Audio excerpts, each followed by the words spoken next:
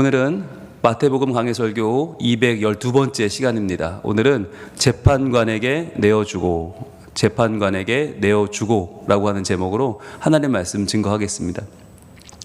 우리가 지난주에 길에서 급히 사화하라 라는 말씀 나눴거든요. 길에서 급히 사화하라. 지금 예수님께서 우리에게 살인하지 말라라고 하는 말씀을 풀어주고 계시잖아요. 그런데 살인하지 않는 게 사람을 죽이지 않는 게 아니라 괴롭히지 않는 것이고, 욕하지 않는 것이고, 무시하지 않는 것이고, 도리어 사랑하는 것인데, 우리가 사람을 미워하게 되면, 형제를 미워하고 그를 통해서 한 인격이 무시당하고 하나님의 창조주인, 하나님의 피조물인 그 피조물이 아픔을 당할 때 그것은 하나님의 아픔이 되고 그것은 하나님을 모욕하는 일이다라고 하는 말씀 나눴어요. 그러면서 우리가 누군가를 괴롭히고 지속적으로 일부러 그 사람의 인격을 모독하면 누군가가 우리를 고발한다고 했죠.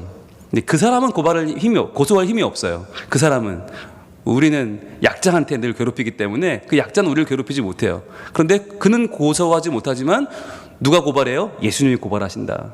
그런데 지난주 나왔던 핵심이 뭐였냐면, 그러면 우리가 내가 잘못한 그 사람한테 가서 화해를 해야지, 왜 하나님은 지금 우리에게 중간에 우리를 고발하는 자 예수님과 사화하라고 말씀하시나? 왜 그럴까? 왜 우리는 고발하는 자인 예수님과 급히 사화해야 될까에 대해서 봤는데, 첫 번째 이유는 뭐였냐면 바로 우리는 절대로 피해자에게 먼저 손 내밀지 않기 때문이라고 했죠.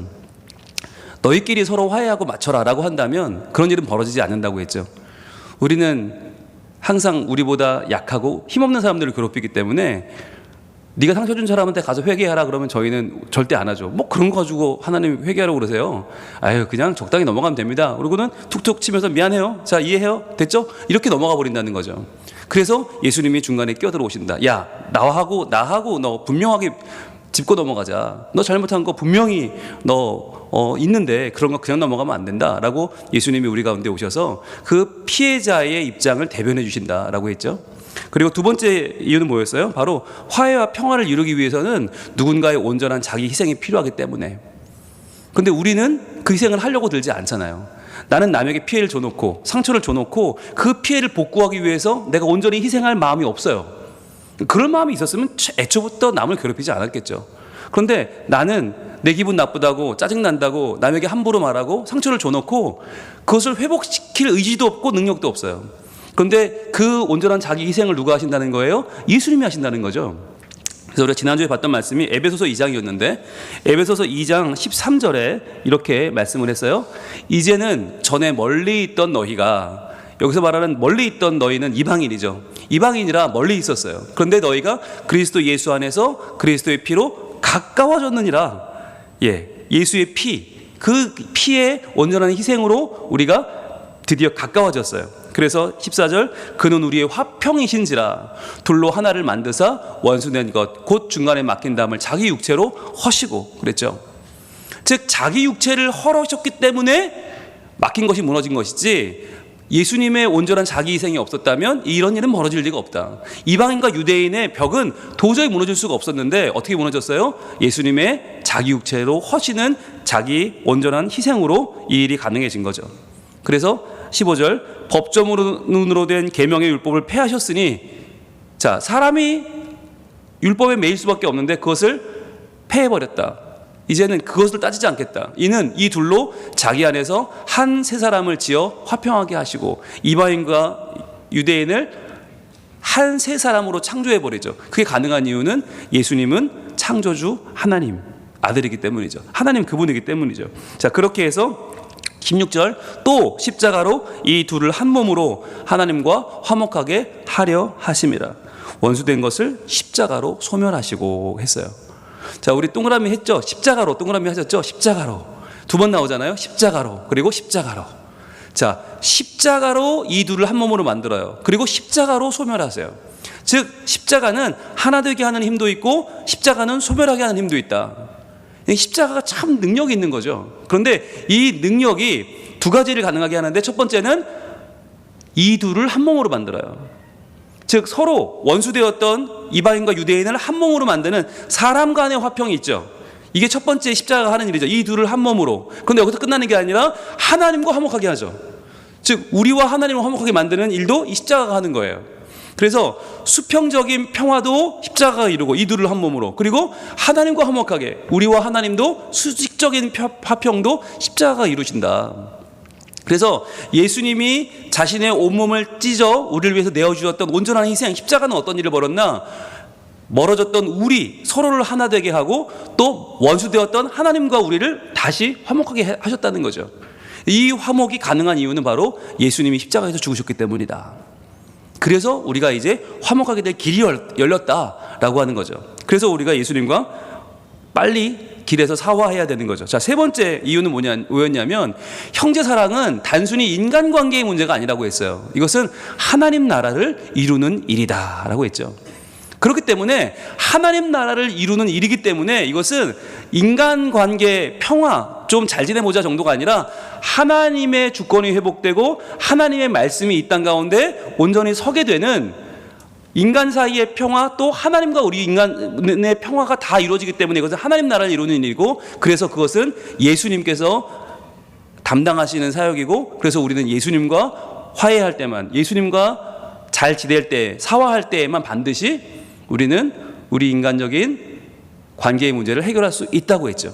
그래서 오늘 말씀에서 예수님은 직접 우리에게 말씀하시기를, 고발하는 자가 길에 있을 때, 즉 내가 너희와 함께 있을 때 급히 사화하라라고 말씀하는 거죠. 급히 사화하라.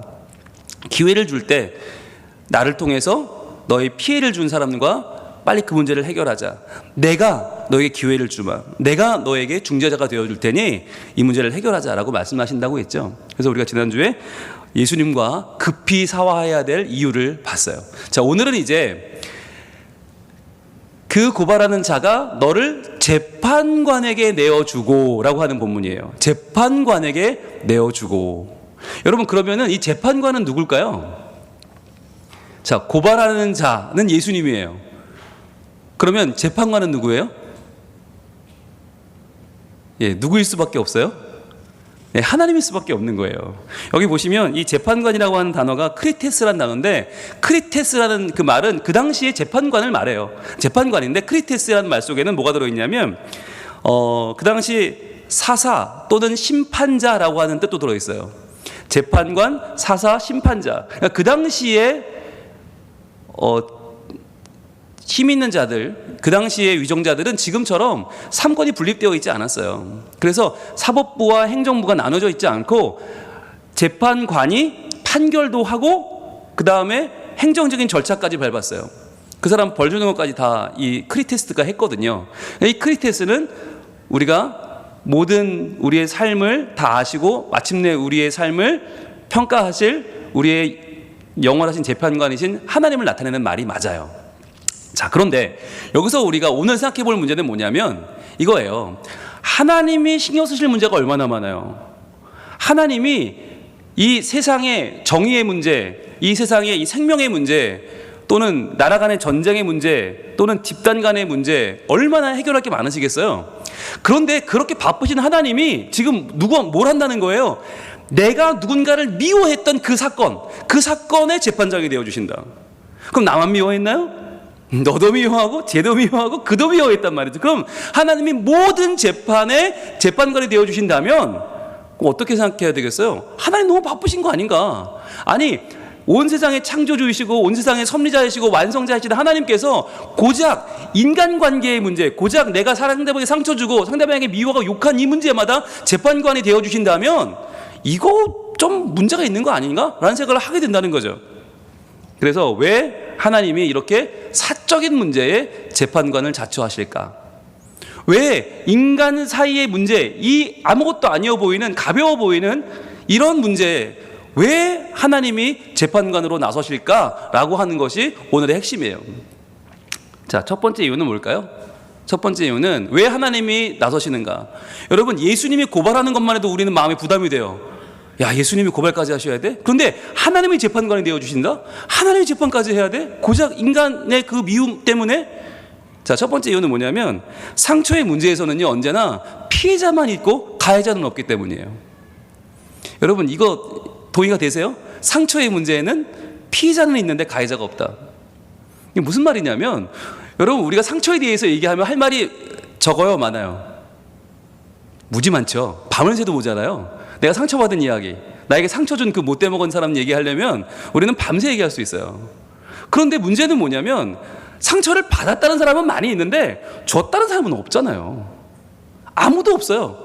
내가 상처 준 얘기 합시다 그러면은 다들 내가요? 아유, 목사님 저는 상처 같은 거 안 줘요. 받게 된 실컷 받았는데 준 적은 없어요. 다 이런단 말이죠. 준 적은 없는데 받은 사람은 이렇게 지천으로 많아요. 왜 이럴까요? 우리가 그만큼 이기적인 거예요. 그만큼 우리는 선택적으로 기억해요. 우리는 선택적으로 상처라고 느껴요. 그러니까 내가 주는 수없이 많은 상처는 상처라고 생각하지 않아요. 이건 내가 마땅히 해야 될 일, 이건 마땅히 해야 될 말, 이건 마땅히 해야 될 행동, 너는 이런 얘기를 들어도 싸라고 생각하면서 내가 그 10분의 1, 100분의 1만 들으면 상처를 받아 잠을 못 잔다니까요. 그것 때문에 내가 막 참을 수가 없고 부르르 떨리고. 네, 노래도 있잖아요. 잠이 안 온다, 내일 아침 먹고 따지러 가야겠다. 예, 부산에서 이 노래를 안 부르나 봐요. 서울은 다 이런 노래 부르면 잘했거든요, 저희들. 예, 너무너무 분한 게 많아서, 상처받은 게 너무 많아서, 예, 잠이 안 와요. 내일 아침 먹고 따지러 가야겠다. 이런 노래 계속 학교 다니면서 불렀거든요. 네. 부산은 뭘 불렀나요? 여러분, 이게 우리 정서라니까요? 아파요. 너무 아파요. 너무 괴롭고 억울하고 힘든데, 준 사람은 아무런 걸 못 느껴. 준 사람은 못 느끼고 받은 사람은 많아. 여러분, 그래서 이거를 인간 재판관이 해결을 못 하는 거예요.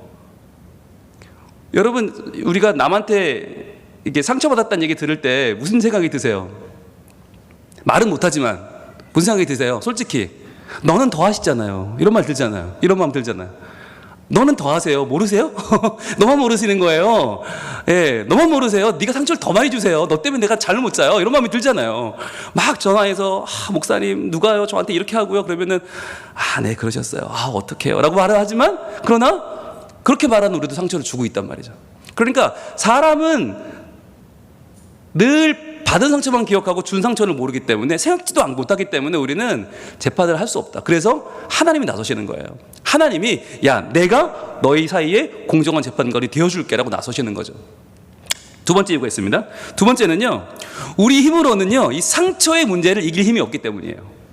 자, 두 번째 이유, 우리 힘으로는 이 상처의 문제를 이길 수가 없기 때문이다. 여러분, 만약에 사람이 재판관이 되어서 우리 상처의 문제를 재판한다고 생각해 보세요. 자, 이리 와보세요. A, B 앉혀놓고, 자, A가 B한테 10% 더 잘못했어요. 둘 다 잘못했지만 10% 더 잘못했네. 자, 빨리 사과하세요. 여러분, 이럴 수도 없지만, 여러분, 이런다고 해결됩니까? 만약 인간 재판관이 법정에서 누가 더 상처 줬다, 땅땅땅, 당신이 사과하세요. 자, 당신은 3번 사과하고 당신은 10번 사과하고 끝. 이런다면 여러분, 그런다고 해결이 돼요? 여러분, 상처의 문제는요 해결이 안 돼요. 이 상처의 문제는 정말, 이거는 아무리 누가 판결을 해줘도요 그거 가지고 상처가 해결이 안 돼요. 왜 그럴까요? 너무너무 깊게 자리해 있기 때문이에요. 그리고 나도 모르는 사이에 정말 신압으로 내 삶에 젖어든 이 상처는요, 나부터도 이게 어디부터 잘못된 건지 알 수가 없어요. 그러니까 그 상처를 누가 승패를 나눠준다고 해서 그것을 해결될 수가 없기 때문이에요. 그래서 하나님께서 우리 이 인간관계 속으로 들어와 주시는 거예요. 하나님이 내가 재판관이 되어주겠다고 말씀하시는 거예요. 여러분, 우리 인간의 현실을 예레미야가, 선지자가 구약에서 보여주고 있는데, 예레미야 30장을 한번 가볼까요? 예레미야 30장 12절 한번 가보시면 우리 인간의 현 주소에 대해서 이렇게 말씀하고 있어요. 예레미야 30장 12절. 자, 예레미야 30장은 이미 멸망한 이스라엘, 바벨론의 포로로 끌려간 이스라엘, 그 이스라엘 사람들에게 하나님께서 그들의 모습을 지금 적나라하게 보여주시는 장면이 예레미야 30장인데 12절에 30장 12절, 구약 1099쪽에 있습니다. 이렇게 말씀하십니다. 여호와께서 이와 같이 말씀하시니라. 자, 여러분 노란색 들고 표시해야겠죠? 무조건 치셔야겠죠? 여호와께서 같이 말씀하셨다. 너무너무 중요한 말씀이죠. 이것은 여호와의 말씀이다. 자, 근데 뭐라고 말씀하시냐면, 내 상처는 고칠 수 없고 내 부상은 중하도다 라고 말씀하세요. 여러분, 상처, 우리의 상처는요, 고칠 수가 없어요. 내 부상은 중해요. 왜 이렇게 말씀하실까요? 우리의 상처를 누가 편들어준다고 해결되지 않고요. 이건 그래 네가 잘했네, 그 사람이 잘못했네 라고 말한다고 해결되지 않아요. 계속 내 마음속에 남아서 이거는 정말 이 문제는 쉽게 이길 수가 없어요. 너무너무 아파요. 자, 그러면서 뭐라고 말씀하시냐면 13절, 내 송사를 처리할 재판관이 없고 내 상처에는 약도 없고 처방도 없도다, 이렇게 말씀하세요. 그러니까 내 송사를 처리할 재판관이 없어. 왜? 이 상처의 문제를, 이 깊은 상처와 이 아픔을 누구도 알아줄 수가 없다는 말이에요. 사람이 그걸 다 알아줄 수가 없다. 그 깊이의 아픔을, 그 상처의 너무나 큰 그 고를 사람은 헤아릴 수가 없다. 네 상처에는 약도 없다, 처방도 없다. 여러분, 이게 하나님의 말씀이에요. 이게 우리 현실이에요. 여러분, 이 상처를 인간이 어떻게 이겨요? 하나님도 우리에게는, 야, 너 보니까 너의 상처는 고칠 수가 없구나, 네 부상은 정말 중해서 야, 그 송사를 처리할 재판관도 없고 네 상처엔 약도 없고 처방도 없구나 라고 말씀하시는 게 우리 현실이란 말이죠. 여러분, 어느 아프리카의 지역에 갑자기 이 국립공원에 코뿔소가 죽어나가는 사건이 벌어졌어요. 코뿔소가 여러분 얼마나 무서운 동물인지 아십니까? 이 땅에 있는 동물 가운데 거의 적수가 없어요, 코뿔소가. 그런데 코뿔소의 개체가 확 줄어드는 거예요. 문제가 될 정도로. 그러니까 일반적인 뭐 이렇게 천적 관계가 아니고 이건 너무 심각할 정도로 코뿔소가 갑자기 죽는 거예요. 그래서 대체 누가 코뿔소를 죽일까라고 조사에 들어갔어요. 누구였을까요? 예, 코끼리였어요. 코끼리가 코뿔소를 왜 죽일까요? 이게 말이 안 되잖아요. 채식동물 아니에요, 코끼리가. 근데 코뿔소를 왜 죽여요? 그래서 이상하다 싶은데 어떻게 당장 코뿔소가 너무 많이 죽으니까 이 코끼리 중에서 제일 공격성이 뛰어난, 제일 좀 힘이 세고 공격성이 뛰어난 3마리를 총으로 쏴 죽였습니다. 그랬더니 코뿔소가 안 죽는 거예요. 이 개체가 줄어들지 않는 거예요. 아, 해결됐구나. 그런데 신기한 건 1년이 지났더니 또 코뿔소가 죽어나가기 시작하는 거예요. 아니, 분명히 공격성이 있는 애들을 없애버렸거든요, 코끼리를. 그런데 다른 코끼리들이 이 코뿔소를 죽이는 거예요. 이 심각한 문제가 됐어요. 너무 심각한 문제가 되니까 이젠 동물학자들이 이걸 본격적으로 연구하기 시작했어요. 세계에서 전문가들이 모여서 왜 코끼리가 코뿔소를 공격할까? 그랬더니 여러분, 놀라운 게 시간이 한참 지난 수십 년 전에 이 나라에 내전이 벌어져서 치안이 완전히 망가진 적이 있었어요. 그때 이 내전 중에 사람들이 코끼리를 죽인 거예요. 코끼리의 상아를 얻기 위해서, 또 코끼리를 죽여서 팔아서 돈을 얻기 위해서 치안이 무너지니까 이 코끼리를 사람들이 공격했는데, 그때 어떻게 죽였냐면 총으로 쏴 죽인 정도가 아니고 수류탄을 터뜨렸대요. 그리고 생 코끼리의 껍질을 벗기고 살아있는 코끼리의 상아를 빼간 거예요. 온몸을 난도질하고. 근데 이걸 누가 봤나? 새끼 코끼리들이 본 거예요. 근데 새끼 코끼리는 어차피 상어도 없고 돈이 안 되니까 얘네를 안 죽이고 나버려 둔 거죠. 근데 얘네 엄마 아빠가 처절하게 죽어나가는 모습을 그 수류탄에 정말 엄마가 산산조각 나는 걸 자녀들이 다 본 거예요. 근데 이 자녀들이 자라면서 뭘 봤냐면, 사람이 너무너무 이 상처가 돼서 사람을 너무너무 죽이고 싶은데 사람을 못 죽이잖아요, 총이 있으니까. 그런데 사람과 소의 관계를 본 거죠. 아, 사람은 소와 잘 지내는구나. 그래서 소를 공격하려고 보니까 소 옆에 누가 있어요? 사람이 있어요. 사람은 총을 들고 있어요. 그러니까 어떻게 해요? 소를 못 죽이니까 소와 유사하게 생긴 코뿔소를 죽였다는 거예요. 여러분, 섬뜩하지 않으세요? 저는 이야기를 듣는데 와, 정말 등에서 소름이 돋기 시작했어요. 아니, 미물이잖아요. 아무것도 모르는 코끼리가 뭘 알겠어요. 그런데 우리 엄마 아빠를 죽인, 우리의 어른들을 몰살시킨 인간, 근데 그 인간이 사랑하는 소, 그런데 그 소와 닮은 코뿔소를 찾아서 그들을 죽이더라는 거예요, 코끼리가. 와, 이걸 조사하면서 이 학자들이 가장 크게 충격을 받은 부분은 뭐였냐면, 한낱 코끼리가 이럴진데 사람은 어떨까? 사람은 어린 시절에 나도 모르게 받은 상처들, 어린 시절 나도 모르게 들었던 이야기들, 나도 모르게 당했던 그 압박과 탄압들이 결국은 다 드러나지 않을까? 다 그것이 결국은 나를 망치고 남을 죽이는 폭력과 아픔으로 다 드러나지 않을까라고 하는 연구조사를 발표한 거죠. 그러면서 이것은 동물의 문제가 아니다. 이것은 심각한 존재의 문제이고, 이것은 모든 인류가 다시는 서로를 죽거나 해치지 않는 평화의 운동을 벌여야 한다라고 하는 결론을 내린 거예요. 코뿔 쏘가 죽어나간다라고 하는 이 우리와는 상관없어 보이는 아프리카의 이야기가 실제로는요, 우리의 이야기인 거예요. 우리도 아무렇지 않게 함부로 말하고 함부로 대하고 함부로 상처를 주는 것들이 이게 결국은 쌓이고 쌓여서 그 사람이 자기도 모르게 상처를 안고 성장했을 때 그 상처는 반드시 발현되어 내 어린 시절에 상처받은 나의 욕구를 채우려고 든다는 거예요. 무서운 일이죠. 여러분, 이게 사람의 상처가 얼마나 깊은가. 우리가 그 상처를 이기려고 노력하고 잊으려고 노력하지만 잊을 수 없고요, 이길 수 없고요, 그 상처에서 헤어나오질 못해요. 그래서 많은 사람들이 그 상처를 어떻게든 이겨보려고 그 상처와의 싸움을 합니다. 그런데 여러분, 그거 아시잖아요. 상처와 싸울수록 그 상처가 커지잖아요. 뾰루지가 나면 어른들이 뭐라고 그래요? 제일 먼저 하는 말이 뭐예요? 건들지 마라. 그죠? 건들지 마라. 손대지 마라. 근데 애들은 어떻게 해요? 자꾸 손을 대요.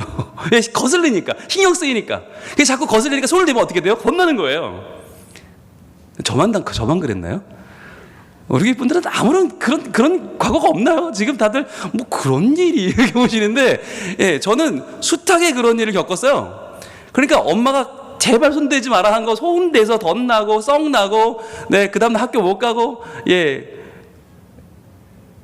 여러분, 우리 인생이 지금 상처도 그렇다는 거예요. 상처도 난 이건 안 건드릴 거야, 난 이건 피해갈 거야, 난 이거는 절대로 나하고는 상관없이 살 거야 라고 하지만 그렇게 되지 못한다니까요. 그러면 그럴수록 더욱더 그것은 내 안에서 커져서 나를 잡아먹는 괴물이 돼버리고 만다는 거예요. 여러분, 저는 이야기를 들을 때 제가 받았던 하나의 충격은 뭐였냐면, 왜 코끼리일까라고 하는 거였어요. 코끼리가 얼마나 착하고 예뻐요. 코끼리가 얼마나 평화로운 동물이에요. 코끼리가 얼마나 우리가 볼 때는 정말 그렇게 세상 좋은, 우리 노래, 이런 노래 부르셨죠. 코끼리 아저씨는 코가 손이래. 이것도 안 불렀으면 사람도 아니죠. 과자를 주면은 코로 받지요. 예, 이건 부르셨잖아요, 그죠? 그러니까 우리에게 코끼리는 얼마나 친숙한 존재입니까? 그런데도 이 코끼리가 상처를 이기지 못하고 코뿔소를 공격하더라. 여러분, 이게 사람에게는 벌어지지 않을까요? 사람도요, 너무 착해 보이는 사람, 너무 괜찮아 보이는 사람, 너무 멀쩡한 사람이 어느 날 갑자기 돌변할 수 있어요. 어느 날 갑자기 그 사람이 뭐가 눌리면, 상처가 건드려지면, 상처는 버튼을 누군가 누르면 나도 모르는 말이 튀어나오고, 나도 모르는 행동이, 나도 모르는 폭력과 나도 모르는 상대방을 공격하는 게 나올 수 있다니까요. 그래서 우리에게는 이 상처의 문제가 너무너무 큰 문제인데, 이 문제를 과연 사람이 재판할 수 없다는 거예요. 사람이 이 상처의 문제를 누구도 이길 수 없기 때문에, 즉 나를 재판하는 그 사람도 이 문제를 해결할 수 없어요. 자기 문제도 해결 못하는 주제에 누구를 해결하겠어요? 그러니까 사람은 이 문제의 재판관이 될 수 없다. 하나님만 재판관이 되어주신다는 거죠.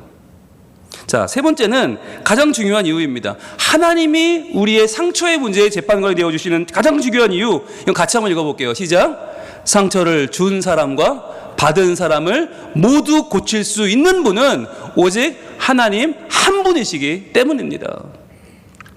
여러분, 이건 너무너무 중요한 명제이기 때문에 한 번 더 읽겠습니다. 시작. 상처를 준 사람과 받은 사람을 모두 고칠 수 있는 분은 오직 하나님 한 분이시기 때문입니다. 여러분, 그렇기 때문에 하나님이 재판관이 되는 거예요. 여러분, 재판관이 왜 있습니까? 재판관은 벌 주려고 있는 사람이 아니에요. 재판관은 살리려고 있는 거예요. 재판관은 회복시키려고 하는 거예요. 재판관은 공의롭게, 정의롭게 세상을 살리기 위해 재판하는 것 아닙니까?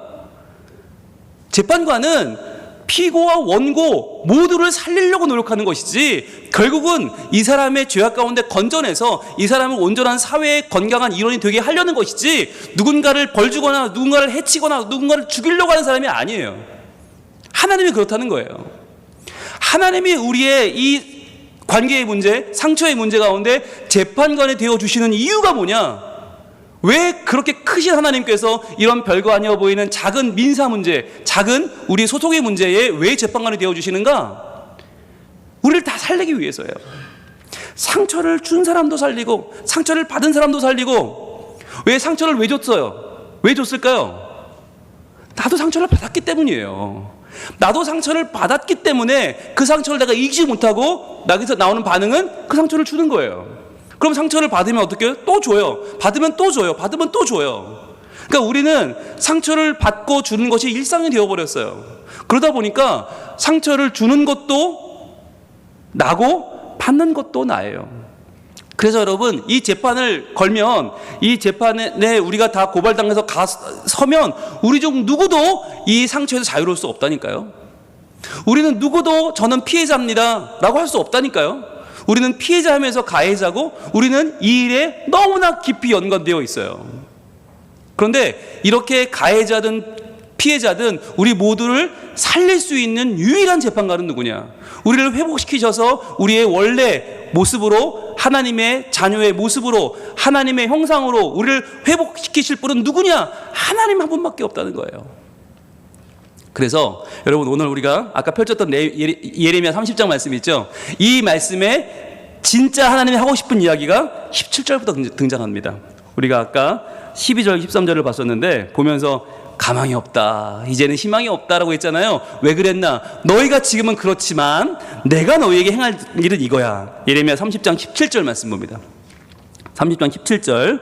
자, 여호와의 말씀이니라. 자, 노란색으로 쫙 그어야겠죠? 여호와의 말씀이니라. 이게 제일 중요하다고 그랬죠. 하나님의 말씀이다. 이것은 진리다. 이것은 반드시 우리에게 이루어지는 말씀이다. 자, 뭐라고 하시나? 그들이 쫓겨난 자라 하매 시온을 찾는 자가 없은즉. 즉, 이 얘기는 누가 하는 거예요? 그들은 누구예요? 그들은 이스라엘을 비웃고 조롱하는 이웃들이에요. 이웃 나라들이 지금 그러는 거예요. 야, 저거 쫓겨났어. 이스라엘 저거 포로로 돼서 바벨론에 끌려갔대. 야, 하나님이 어쩌고 저쩌고 하더니 아무것도 아니네 저것들 라고 손가락질 당하고, 쫓겨난 자라고 손가락질 당하고, 그래서 야, 시온을 찾는 자도 없을 거야 라고, 이제는 아무도 시온을 찾지 않아, 이제 저들의 신앙은 끝났어 라고 사람들이 말을 한단 말이에요. 주변 사람들이 놀려요. 조롱해요. 자, 그런데 하나님 어떻게 하시나? 노란색 붉은 표시합니다. 내가 너희 상처로부터. 자, 내가 너희 상처로부터. 여러분, 상처에서 새로운 미래가 시작돼요. 상처에서 새로운 삶이 시작돼요. 뭐라고 하시나? 새 살이 돋아나게 하여 너를 고쳐주리라. 아까 분명히 12절에 뭐라고 하셨어요? 너의 상처는 고칠 수가 없다고 그러셨어요. 13절에 뭐라고 그러셨냐면 네 상처에는 약도 없고 처방도 없다고 하셨어요. 그 말은 뭐예요? 이 세상의 방법으로는 고칠 수 없고 약도 없고 처방도 없다. 그러나 내가예요.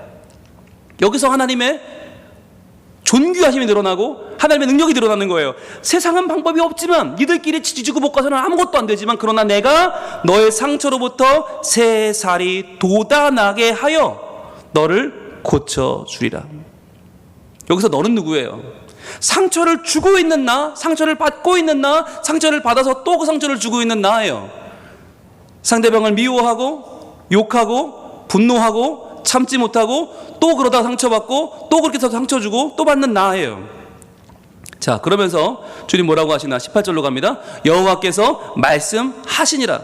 다시 노란색으로 쫙 치세요. 여호와께서 말씀하시니라. 뭐라고 하시냐면, 보라, 내가 야곱 장막의 포로들을 돌아오게 할 것이고.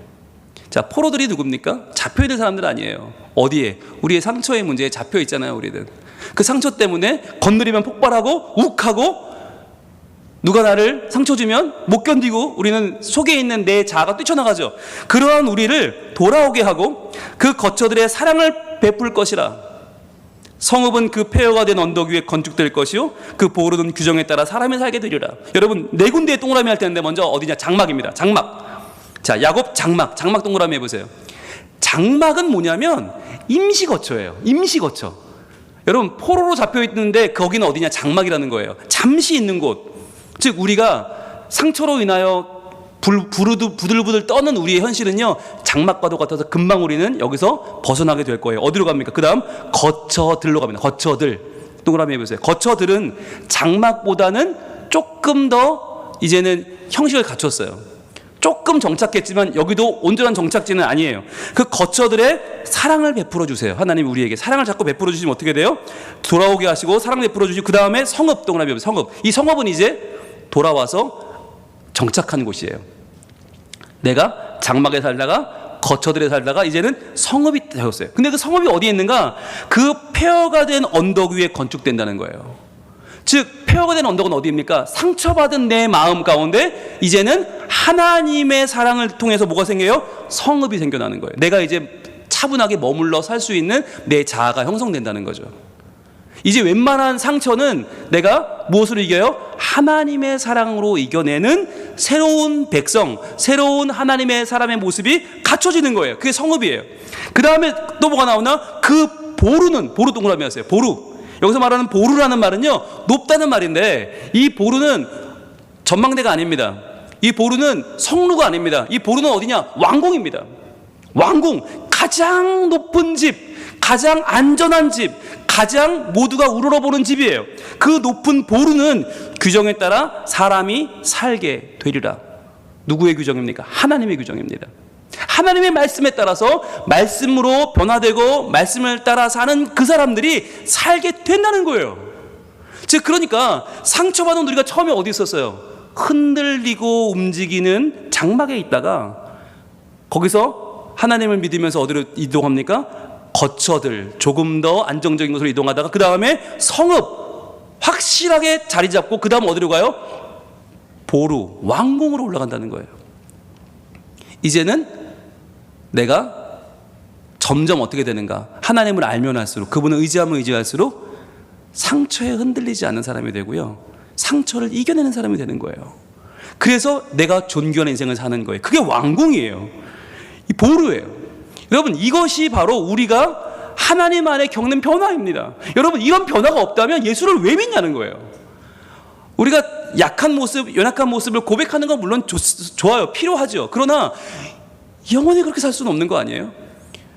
말씀을 사모하고 하나님을 의지하고 주님을 따른다면 변화되어야 돼요. 이걸 사모해야 돼요. 영원히 장막에 포로로 머물러 있는 것을 자랑해서는 안 되는 거예요. 하나님 제가 거처에 사랑을 베푸시는 주님을 만나기를 소원합니다.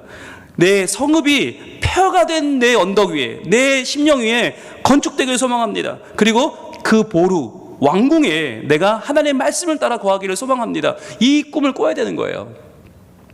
그렇게 꿈을 꿀 때에 어떤 일이 벌어져요? 19절 그들에게서 감사하는 소리가 나오고 즐거워하는 자들의 소리가 나오리라. 자, 그런 하나님의 은혜를 경험할 때 비로소 우리는 감사할 수 있고요, 즐거워할 수 있다는 거죠. 돈이 많아 감사한 게 아니에요. 취직이 돼서 즐거운 게 아니에요. 내 상처가 치유받을 때 흔들리던 나의 인생이 주님의 사랑 가운데 안정감 속에 들어갈 때 비로소 우리가 감사가 나오고 즐거운 자가 나오는 거예요.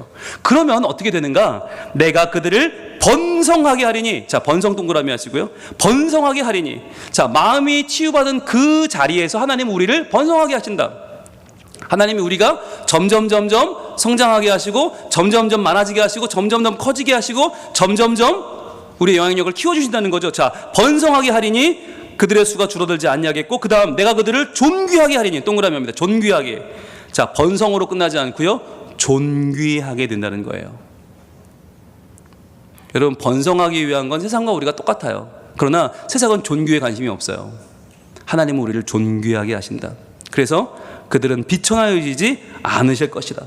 그러면 이게 뭔데요? 존귀하게 되는 게 뭔데요? 그럼 우리가 다 뭐 정치인 되고 우리가 뭐 장관 되고 우리가 뭐 박사학위 받는 겁니까? 아니요. 존귀하게 되는 게 뭐냐면 20절입니다. 그의 자손은 예전과 같겠고 그 회중은 내 앞에 굳게 굳게 설 것이며, 노란색 들고 표시할게요. 그 회중은 내 앞에 굳게 설 것이며. 우리가 하나님 앞에 굳게 선다. 이게 존귀예요. 이게 번성이에요. 하나님은 우리를 번성하게 하시고 존귀하게 하시는데 하나님 앞에 설 수 있는 자로 만들어 주신다는 거죠. 왜 섰어요? 예배하려고 섰죠. 하나님을 높이는 거죠. 우리가 하나님 앞에 서서 그분을 높이는 것, 그것이 우리의 번성이고 우리의 존귀란 말이에요. 그를 압박하는 모든 사람은 내가 다 벌할 것이다. 하나님이 이제는 우리의 삶 가운데로 찾아오셔서 우리의 삶을 주관하시는 거죠. 그러면서 21절, 그 영도자는 그들 중에 나올 것이고 그 통치자도 그들 중에서 나오리라. 그 전까지는 이 이방 민족이 우리를 영도했어요. 이방 사람들이 우리를 통치했어요. 이제는 우리 중에 영도자가 나오고 우리 중에 통치자가 나온다. 그러면서 노란색 드시고 표시하세요. 내가 그를 가까이 오게 하리니 그가 내게 가까이 오리라. 저는 이 말씀이 너무 좋아요. 내가 그를 가까이 오게 하리니 그가 내게 가까이 오리라. 하나님 앞에 서게 되는 사람, 하나님께 가까이 가는 사람이 누구예요? 번성하는 사람이고, 이 사람이 존귀한 사람이고, 이 사람이 회복된 사람이에요.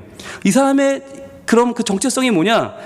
참으로 담대한 마음으로 내게 가까이 올 자가 누구냐? 여호와의 말씀이니라. 22절, 너희는 내 백성이 되겠고 나는 너희의 하나님이 되리라. 아멘. 여러분, 이것입니다. 이것이 우리의 상처를 치유하시는 하나님의 키입니다.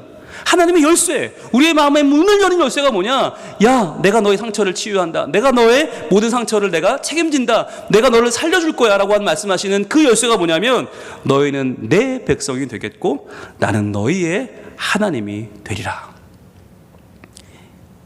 하나님을 잃어버리고 바벨론의 포로로 끌려갔던 자들, 간신히 돌아온 자들, 아직 자신감은 없어요. 자존감은 무너졌어요. 상처투성이에요. 치유할 수가 없어요. 약도 없어요. 처방도 없어요. 그러나 그들에게 하나님은 다가오셔서 말씀하시기를, 너희는 내 백성 되겠고 나는 너희의 하나님이 되리라. 이것을 가지고 나는 너를 지속적으로 바꿔나갈 것이고, 너는 살아날 것이고, 너는 새로워질 것이고, 너는 내 백성으로 살게 될 것이다 말씀하는 거예요. 여러분, 이것이 오늘날 상처를 주고 상처를 받고 상처 속에 살아가는 우리에게 하나님이 친히 재판관이 되어주시는 이유입니다. 여러분, 솔직히 우리는요, 참 우리의 상처에 대해서 정말 뭐라 할 수가 없어요. 왜? 나도 어쩔 수 없는데? 이미 받은 상처를 어떻게 하겠어요? 이미 생겨버린 트라우마를 어떻게 하겠어요? 이미 내 안에 있는 그 복수심과 그 원망과 그 아픔을 해결할 수가 없어요. 그런데 중요한 건 누가 일하십니까? 주가 일하신다는 거예요. 주가 일하시네. 주가 일하시네. 우리는 할 수 없잖아요. 날은 저물어 가는데, 빈들에 걷고 있는데, 우리는 할 수 없을 때, 내 힘으로 안 될 때, 빈손으로 걸을 때 재판관이신 하나님께서 일하신다. 예수님이 우리를 고발하신다는 게 뭐예요? 우리를 데리고 하나님 앞으로 가주신다는 거예요. 그게 고발이에요. 가면 하나님이 우리를 만나주시고, 하나님이 우리를 다시 한번 우리의 상처에 하나님의 사랑을 부어주셔서 흔들리는 우리를 붙잡아 주시고, 다시 한번 우리를 보듬어 주셔서 우리가 번성하게 되고 존귀하게 되고, 우리가 다시 하나님 백성 되고, 하나님은 우리의 아버지가 되어 주십니다.